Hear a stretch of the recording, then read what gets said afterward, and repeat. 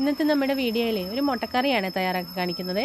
അപ്പോൾ അതിനായിട്ട് ഞാൻ 3 മുട്ട ഇവിടെ പുഴുങ്ങി എടുത്തിട്ടുണ്ട്. ഇതിൻ്റെ തോടെല്ലാം ഒന്ന് കളഞ്ഞിട്ട് നമുക്ക് ഇതൊന്ന് ഫ്രൈ ചെയ്തെടുക്കണം. അതിനായിട്ട് ഞാനൊരു അല്പം മഞ്ഞൾപ്പൊടിയും ഉപ്പും മുളക് പൊടിയും കൂടെ ചേർത്ത് ഇതൊന്ന് മിക്സ് ചെയ്തെടുത്ത് ഇത് ഞാൻ കുറച്ച് എണ്ണ ഒരു പാനിലേക്ക് ഒഴിച്ച് അതിലേക്ക് ഈ മുട്ടയിട്ടൊന്ന് വറുത്തെടുക്കുകയാണ്. അപ്പോൾ ഇതൊന്ന് മാറ്റി വെക്കാം.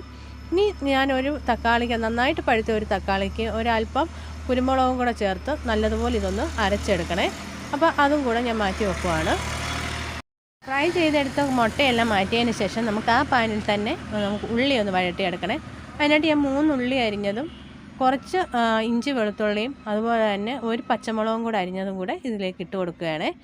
എന്നിട്ട് ഒരല്പം ഉപ്പും കൂടെ ചേർത്ത് നമുക്കിത് നല്ലതുപോലെ ഒന്ന് വഴറ്റിയെടുക്കണം.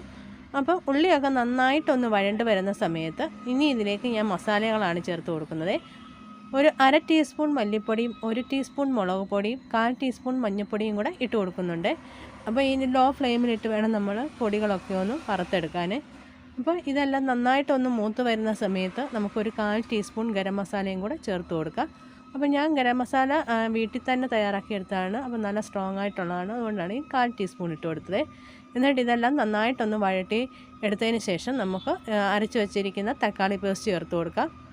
എന്നിട്ട് നല്ലതുപോലെ ഇത് ഒന്ന് വഴറ്റിയെടുക്കണം. അപ്പോൾ ഇതിൻ്റെ വെള്ളമൊക്കെ ഒന്ന് വറ്റി എണ്ണയൊക്കെ ഒന്ന് തെളിയുന്ന രീതിയിൽ വേണം നമുക്കിതൊന്ന് വഴറ്റിയെടുക്കാൻ. അപ്പോൾ തക്കാളിക്കൊക്കെ ഇട്ട് നന്നായിട്ട് ഇത് ഇളക്കി ഒന്ന് വഴണ്ട് വരുന്ന സമയത്ത് എണ്ണ തിളഞ്ഞ് വരുന്ന സമയത്ത് നമുക്ക് അല്പമായിട്ട് വെള്ളം ചേർത്ത് കൊടുക്കാം. എന്നിട്ട് കുറേശ്ശെ വെള്ളം ഒഴിച്ച് നമുക്കിത് ഇളക്കി കൊടുക്കണം. അപ്പോൾ ആ വെള്ളം വറ്റി വരുന്നതിനനുസരിച്ച് അല്പമായിട്ട് വെള്ളം ചേർത്ത് കൊടുക്കുക. അപ്പോൾ ഇങ്ങനെ ചെയ്യുന്ന മുട്ടക്കറിക്ക് നല്ല ടേസ്റ്റാണ്. ഇനി കറിയിലേക്ക് ചേർക്കുന്ന ഒരു 1/4 ടീസ്പൂൺ പഞ്ചസാരയാണ്. അത് കൂടുതൽ ഇടരുത്. അപ്പോൾ നമ്മുടെ കറിയുടെ എരിയും പുളിയും ഉപ്പും എല്ലാം മെയിൻറ്റെയിൻ ചെയ്യാൻ വേണ്ടിയിട്ടാണ് നമ്മളിങ്ങനെ ചെയ്യുന്നത്. അപ്പം നല്ല ഒരു ടേസ്റ്റ് നമുക്ക് മുട്ടക്കറിക്ക് കിട്ടും.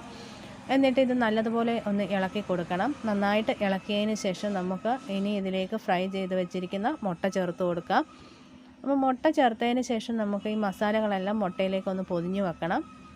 എന്നിട്ട് കുറച്ച് കറിവേപ്പിലയും കൂടെ ഇതിലേക്ക് ഇട്ട് കൊടുക്കാം. എന്നിട്ട് ഒന്ന് അടച്ച് വെച്ച് ഒരു 2 മിനിറ്റ് നമുക്കൊന്ന് വെയിറ്റ് ചെയ്യണം.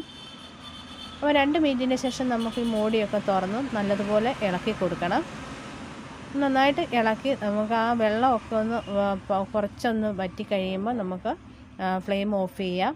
ഇപ്പോൾ നമ്മുടെ മുട്ടക്കറി റെഡി ആയിട്ടുണ്ട്. ഇനി ഇതൊരു പാത്രത്തിലേക്ക് നമുക്ക് മാറ്റാം.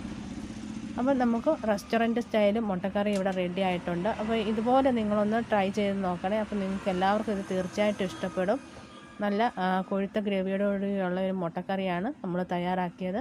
അപ്പോൾ എല്ലാവരും ഇതുപോലെ ഒന്ന് ട്രൈ ചെയ്ത് നോക്കൂ കേട്ടോ.